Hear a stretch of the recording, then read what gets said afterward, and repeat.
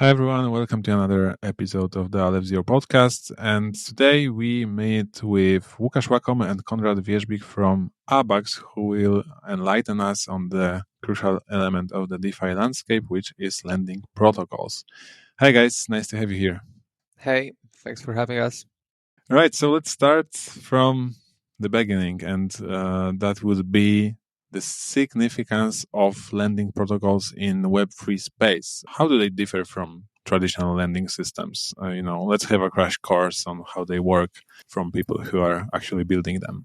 Okay, so I'll start. So first of all, when person hears about lending, the first he will probably think is his credit card. And this is what people have in mind when they think about lending. The second thing may be that they want to take credit for a loan to build their house, mortgage credit, or maybe to take credit to invest into their company. So to expand, maybe buy some machines, etc.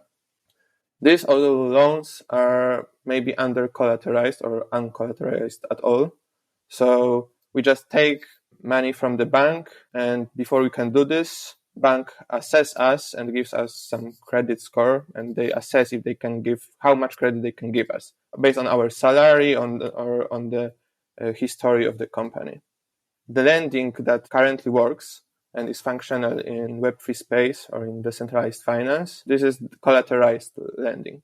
And it is similar to what is happening when one opens leverage trading or margin trade in traditional or decentralized finances. We shouldn't compare decentralized lending with the lending I mentioned at the start, but we should compare it with the leverage trading or margin trading. All right, so how is it usually used? Because it's more of a leverage, right? So first of all, we need to borrow anything in the DeFi, we need to provide a collateral. So this may be any from the more liquid cryptocurrencies like Bitcoin, Ethereum, Doge, stablecoins. So we provide this collateral, and then we are allowed by protocol to borrow other cryptocurrency. But the loan must be collateralized, which means that the collateral we have provided is always greater in value than the debt we have. It must be like this because when prices oscillate, it could happen that our value of debt could be greater than value of our collateral.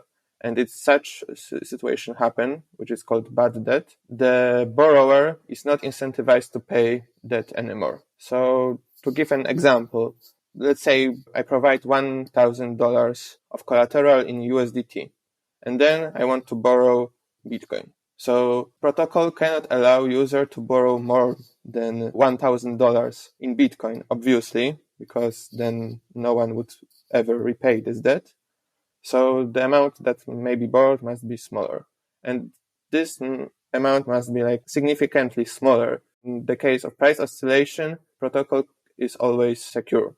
This difference between collateral value and debt value in traditional finance, when we open leverage trade, is called margin. So margin is the difference between our collateral and the debt values. So let's say the requirement is that we always have 10% more collateral than debt, more or less. So in that case, if we provide $1,000 of USDT, we can maximally borrow around $900 in Bitcoin.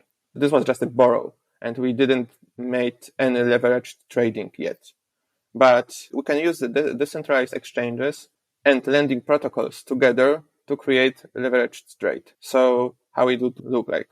We provide some collateral, we borrow, let's say in USDT, we borrow Bitcoin, then we sell Bitcoin on the decentralized exchange to get more USDT. We again put USDT as a collateral to borrow more Bitcoin, and etc. And we make such as circles. And by doing this operation many times, it may happen that we provide at the beginning we provided only 1,000 of USDT, but in the end we have borrowed, let's say, 9,000 of Bitcoin by making the circles. And this would be a leveraged trade. And our margin would be $1,000 that we've provided initially. Of course, in reality, we don't have to make the cycles because the protocol and user interface will manage everything for the user. So it's basically how it works with the leverage, like 9x or something like Yes, that. exactly. All right. Leverage 9x means that we provide some collateral, initial collateral, which we can call margin. And then if we have leverage 9x, we can maximally borrow 9 times what we have provided initially. And yes, and this is the biggest use case of lending protocols in decentralized finance. Do you know why they got so popular in the last cycle, let's say? First of all, we have two kinds of users. One kind is depositors or suppliers, and the other kind is borrowers. So depositors or suppliers, they just deposit their cryptocurrency to the protocol, and then protocol manages the debts. They don't want to borrow because maybe they don't want to take risk, maybe they don't know how to use it, but it allows like everyone to easily put their money into the protocol and earn interest rate on it. And it's quite safe. Aave is one of the biggest protocol and it haven't been exploited as far as I know.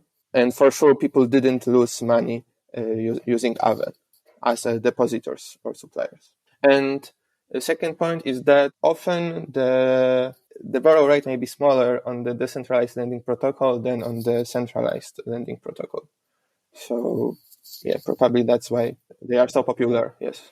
Yeah, and probably this is just, a matter of recreating what you have in traditional finance in DeFi. Yes, exactly. Basically, those are the building blocks.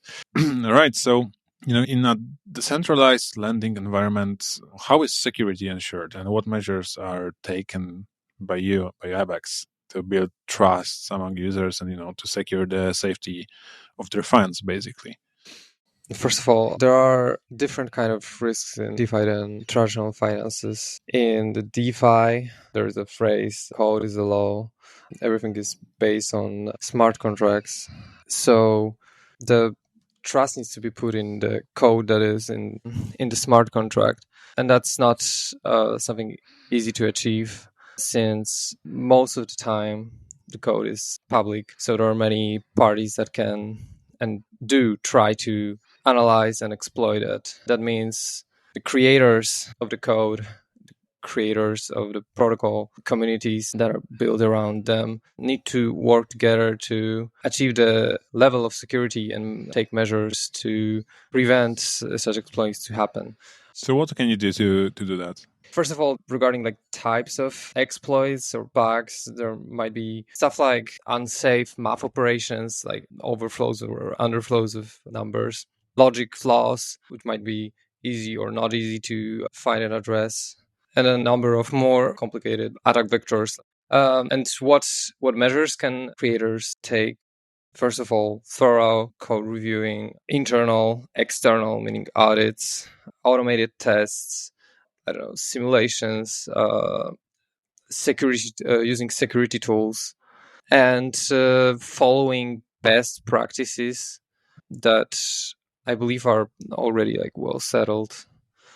So this also, I think, a matter of ensuring the code is, let's say, flawless from the get-go, but then you should be doing code reviews, external code reviews, audits, right? And then you can be somehow more sure that it's secure.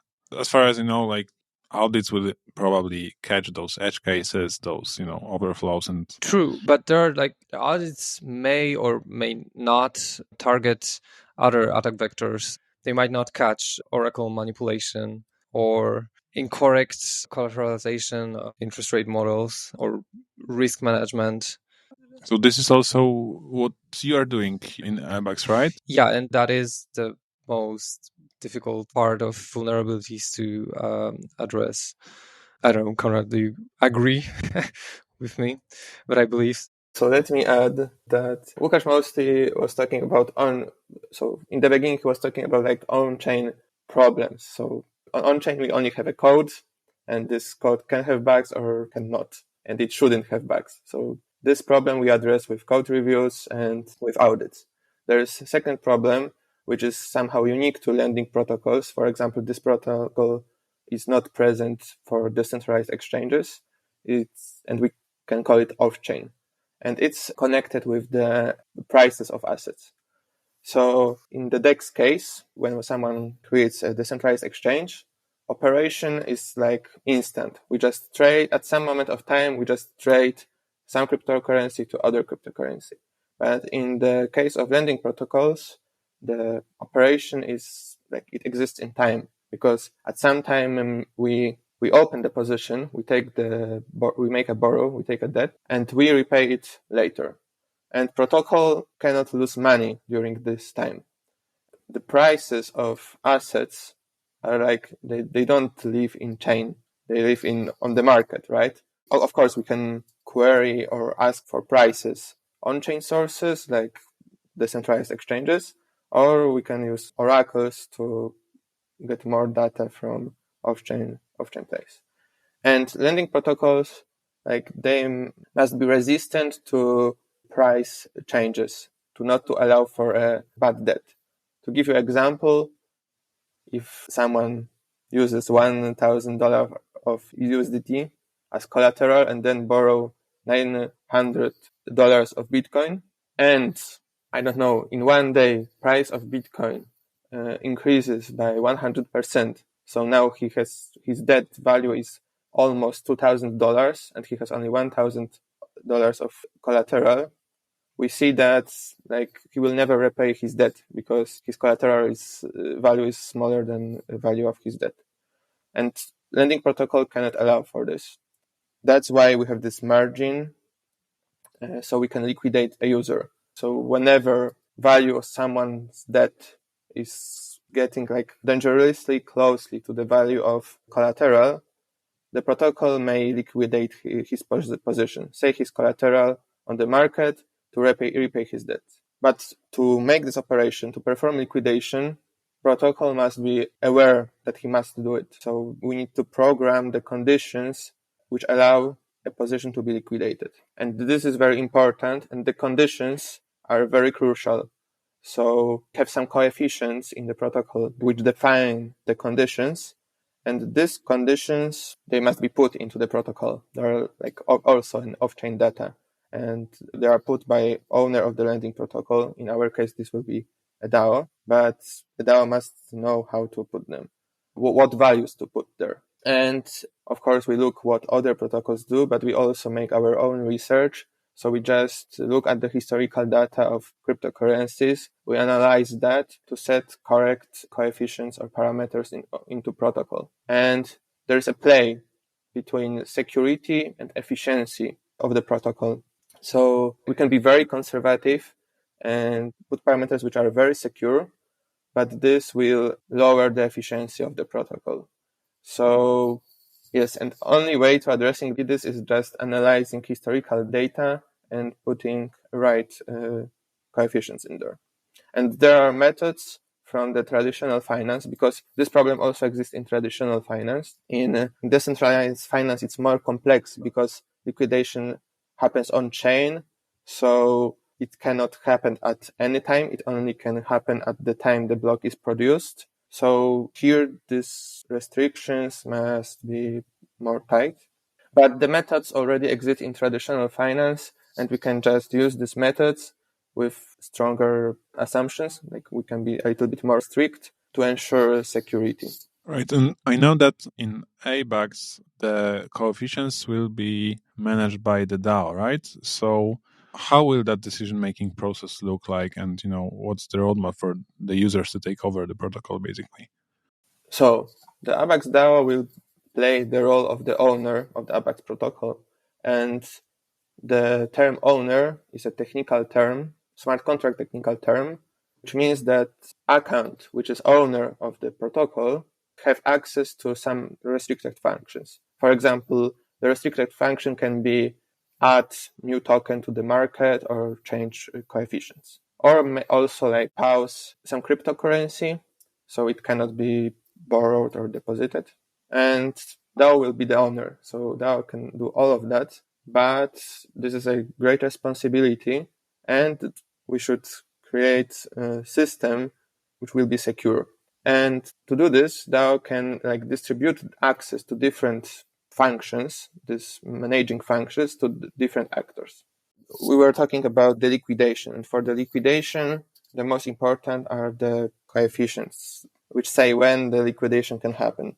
They will be managed probably by DAO, but DAO will probably hire some specialists who will make analysis we are talking about using traditional finance methods to come with coefficients. They will write a report on that, and based on that, DAO will set the parameters.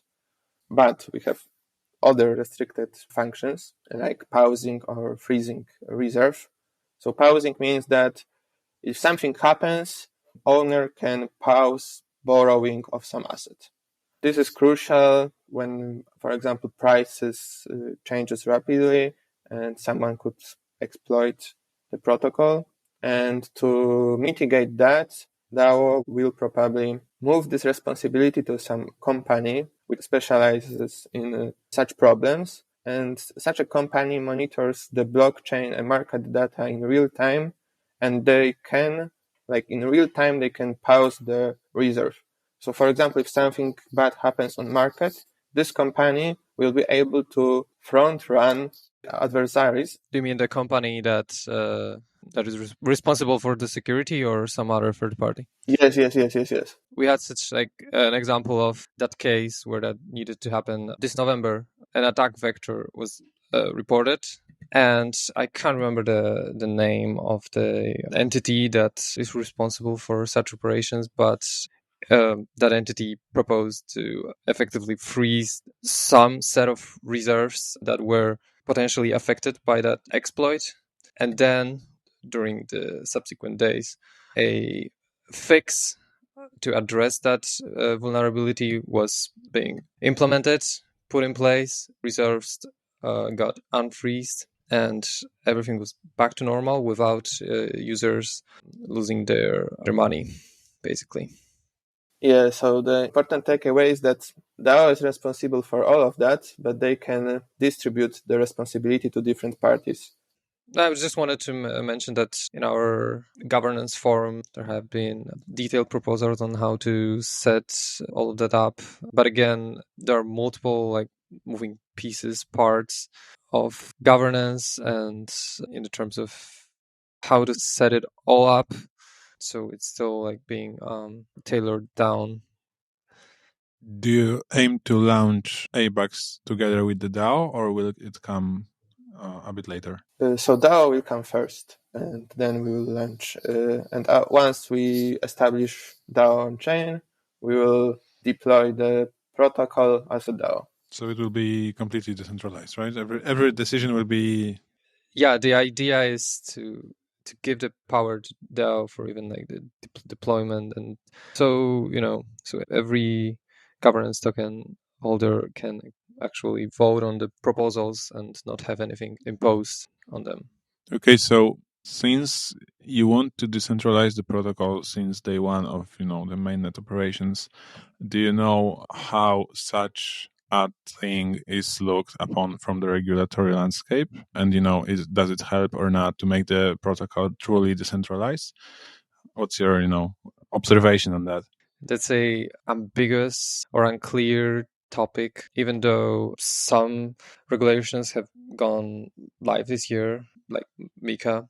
So first of all, we will address only regulation in Europe, even though like European Union has addressed the topic of cryptocurrencies and created the regulations. The DAOs and smart decentralized applications are still not regulated. There are some definitions in there, but unfortunately, like it's not clearly said. There's just this need of being in touch constantly with lawyers and listen to regulators. Yeah, and I think it's still valid point from the operations setup standpoint. So what measures are you doing to ensure safety on that side, on the regulatory side? So of course we are constantly advised by lawyers. They specialize in blockchain for 7 years, and 7 years is Ethereum was created 7 years ago. So they work in blockchain space for a long time. So as we know, the only regulation that will be soon on in Europe, it targets centralized trading platforms, stable coins, minters, so companies that create stable coins, And there's a term of crypto asset service provider. So these are exchanges, for example, or maybe, many exchanges, but this services must be centralized. So there's no regulations on smart contract as long there is no central authority which manages them. So, for example, if we had a lending protocol that is managed by me or by company I have started, then I would need to have this. I would be classified as crypto asset service provider because I'm the owner of the protocol and I can do with it what I want. That's why we want a DAO to run the lending protocol from the very beginning, so we don't have this problem. Yeah, I think it's worth adding that we are transparent about our plans. We do consult that with the community, and we'd like Abax to be community driven, to be as decentralized as possible. Moving forward, because I think we are scratching the surface, but we could focus more on Abax itself. And if you could give us a brief overview of how it really differentiates itself from other lending protocols. Okay, so for example, we don't want to differentiate as much from Aave as we think Aave is a great product. And if we grow to the size of Aave, this is great success. And they were the first, they innovated the space and they came with many good practices that we follow. But we think that some of their solutions are maybe too conservative or maybe they are not flexible enough. And we made Abax in such a way that it's more flexible than Aave. It will allow DAO to have more possibility to manage these parameters. We hope that we have different interest rate model than Aave, and listeners can read about it in our technical paper. And we also have different risk management model, which we think is more secure and maybe more efficient, which is also detailed in the technical paper. We've taken what's the best in Aave and we changed the things that we believe will make our product better. Yeah, and that ties well with what we were talking about regarding challenges and security, to work with and build upon well-proven mechanisms. And we hope that with the tweaks or innovations we make, we will be able to be maybe 10% more efficient than Aave, or maybe even 20% more efficient. And we hope that this gain in efficiency will bring Aave users to us. So this is probably something that ties to the ethos of open source, let's call it culture or whatever, that, you take something that is known, you have all the pieces, but then you just make it better. Yes. And somehow the better solution can simply win, of course, if it attracts enough audience. But also on the product level, this is what you're building, a better kind of Aave, let's say. But why build it on Aleph Zero then? Okay, so first of all, Aleph was born not so long ago, and there is no other lending protocol on Aleph. We think it's an opportunity. Every big chain must have its own lending protocol, and we really believe in Aleph, and we think it will gain a lot of traction and bring a lot of users. And then when the users arrive, our lending protocol will be there for them. Okay, and do you think that speed of transaction execution, does it have a say in, building lending protocol? Does it make it better? Yes, the time between blocks is very important, because just imagine we wanted to build a lending protocol on Bitcoin, which, okay, Bitcoin doesn't support smart contracts, but the block time of Bitcoin is, I think it's 5 minutes. Could be 10, I think 10. Okay. Anyway, Bitcoin price is very volatile. So Ethereum has a block time of 12 seconds. So again, Aleph is 12 times faster. So it will allow us to make our liquidation coefficient less restrictive, because we can recalculate all the positions and check if they are collateralized or not 12 times faster. You can basically do it in real time, right? Yeah, more often. We can make it more often. And one side is that it's different from the user perspective, that when I want to make a transaction, I don't have to wait so long. and the feeling is different. So this is one thing. But the other thing is that, and in my opinion, it is more important thing, because fast block production allows us to build better product, which is more efficient. And if our product is more efficient, then it will allow its users to earn more. And if they can earn more with our product, they will come and use us instead of other protocols that are built on slower networks. I think I get that idea right now. Faster protocol allows you to, for example, recalculate positions or liquidate them instantly. It allows you to be less restrictive because you don't have to, Exactly. wait for that assumptions or conditions to happen. Even, for example, Binance, they are centralized exchange. They also offer users leverage trading. So in Binance, which can recalculate these positions and check if someone should be liquidated, like in real time, because it's on their server and they can recalculate it all the time. Their loan to value, so that the collateral must be always 5% greater than the debt value. And if not, they liquidate their users. If we can do it once for 10 minutes, then we do very restrictive. If we need to make it once, we can make it only once for 15 seconds, we must be restrictive. But if we can do it every second, it will influence the efficiency. You don't have to be that restrictive. Okay, so that's it I had for you today. I know, did we skip some stuff, or would you like to add to anything that we said today? Well, I don't know. First of all, thanks for having us. I hope the listeners learned something about Abax and reached till the end. Thanks, guys, for joining us. And probably we will catch up sooner than later when you launch the protocol. So, yeah, thanks to all the audience for tuning in to this episode. Hope you find it interesting, and see you on other episodes. In between, please like, subscribe, and leave reviews for our podcast. Take care. Bye-bye.